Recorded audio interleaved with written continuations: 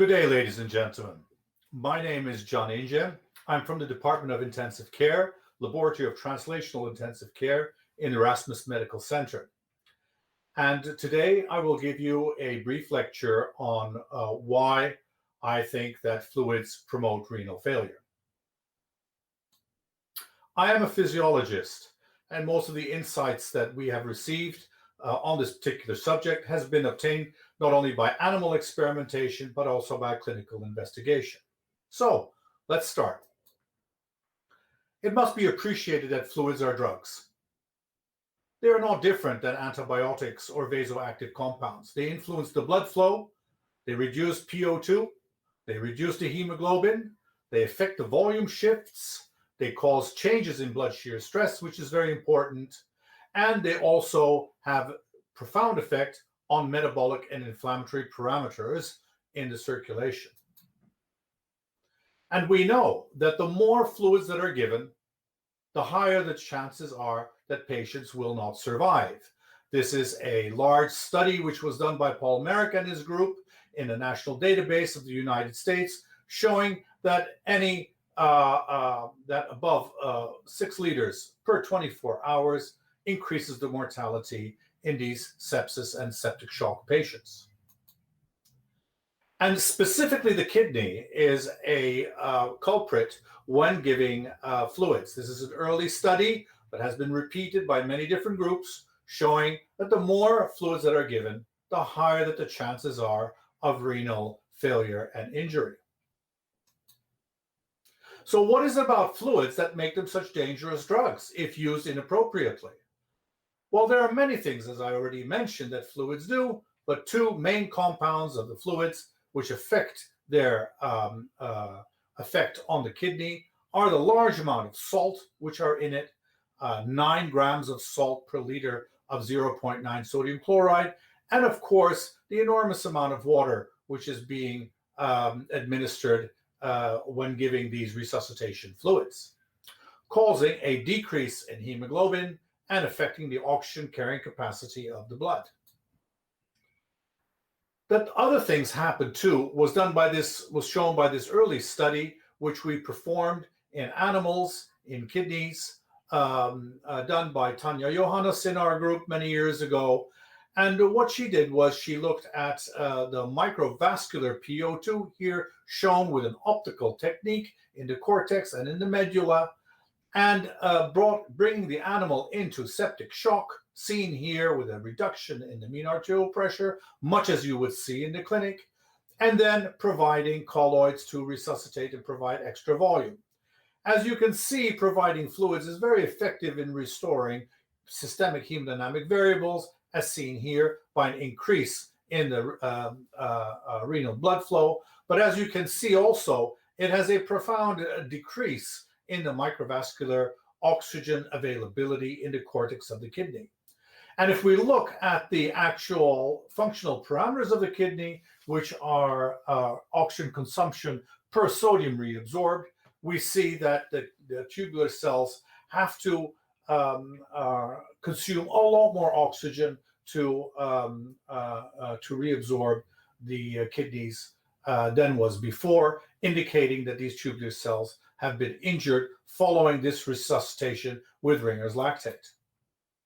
And that the composition of the fluids doesn't really make any difference to this effect on kidneys. This adverse effect on kidneys is shown in this particular study, showing that albumin administration too results in acute kidney injury in cardiac surgery patients.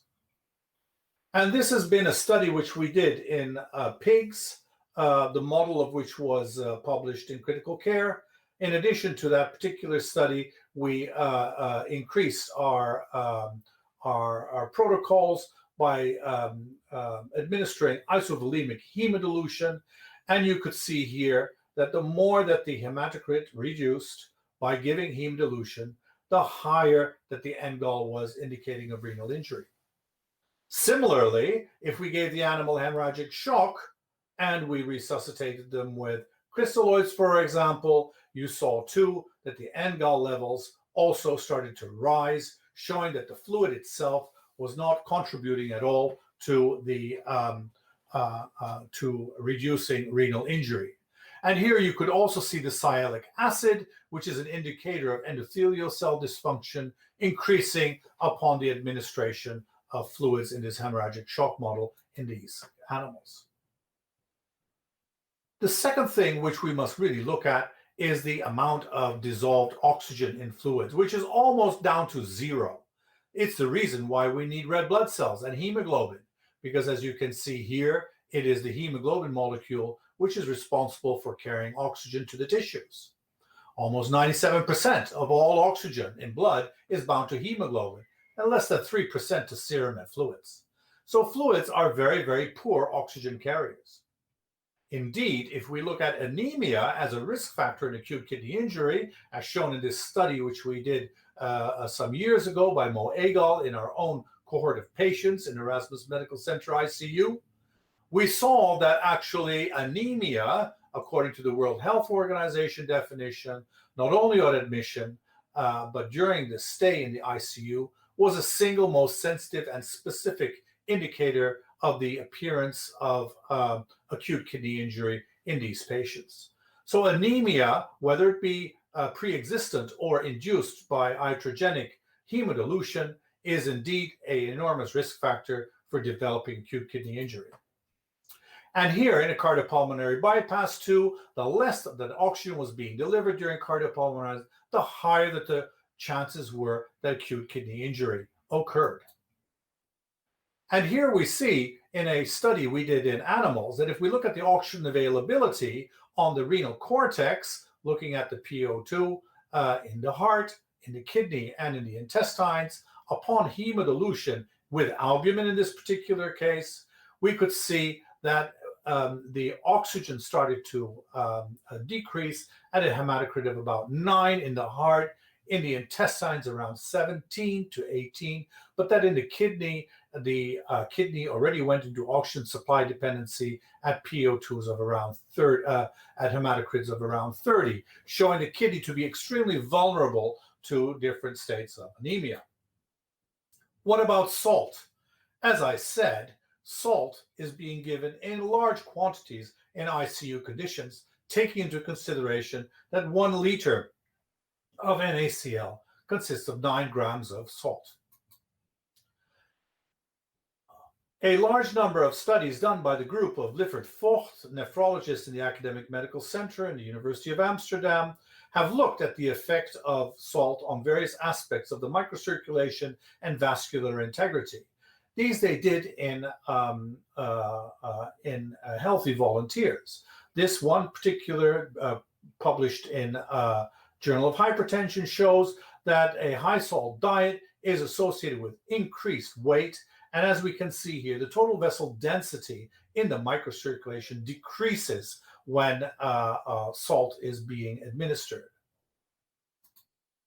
In a subsequent study, the authors looked at radioactive albumin, again in healthy subjects, and they found that actually a salt infusion, and we're talking about 12 grams bolus, much in the same way as would be given by giving 1 liter of 0.9% sodium chloride, resulted in transcapillary escape rate of radioactive albumin, showing that these were disappearing into the tissues, and an accumulation of radioactivity in the urine, indicating that the kidneys were also being permeable to these compounds. Looking at hypertonic fluid indeed, and this is in an animal model again, in rats, 0.5 grams of sodium chloride resulted in an extreme increase in all sorts of histological damage in histological study in rat kidneys in an ischemia and reperfusion model. Now, is there any possibility that these effects can be somehow reduced? Well, certainly by reducing the inflammatory effects by, for example, administering such anti-inflammatory drugs as N-acetylcysteine, here supplementing a resuscitation fluid, indeed was able to reduce the negative effect of Ringer's acetate and Hess on the kidney, as can be seen here, improving the renal oxygen, the cortex microcirculatory oxygen availability, and as we can see here too, NGAL levels going down, and also fatty acid binding protein, both indicators of renal function showing improvement upon giving anti-inflammatory drugs. So these studies and other studies really support the idea that giving an anti-inflammatory drug in conjunction with fluids might be an interesting therapeutic strategy to ameliorate the negative effects of fluids. What about the oxygen carrying capacity?